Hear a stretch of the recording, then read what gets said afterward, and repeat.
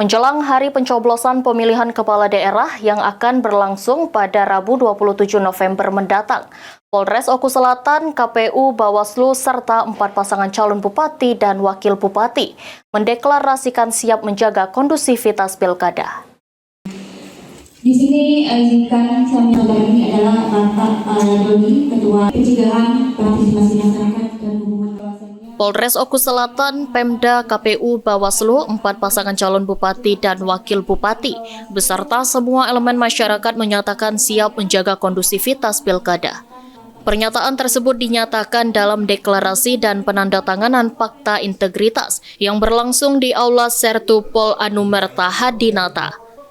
Digelarnya deklarasi pilkada damai dan menjaga netralitas, penyelenggara pengawas ASN dan TNI Polri ini bertujuan untuk melibatkan peran aktif elemen penyelenggaraan pemilu dan pemerintah daerah untuk ikut serta membangun rasa aman, nyaman, dan kondusif di tengah-tengah masyarakat. Situasi kondisi Oku Selatan. Pak, bisa dijelaskan untuk kegiatan kita hari ini apa ini, Pak?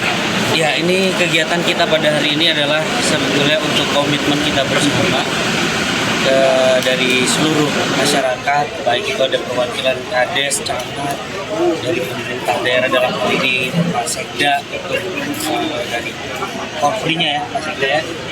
Intinya berkomitmen semua menjaga keamanan, stabilitas, kondusif untuk Pilkada 2024.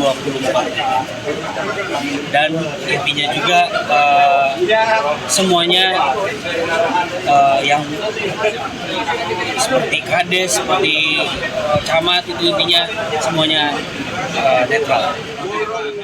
Oku Selatan tahun 2024 yang sejuk atau KPU melayani.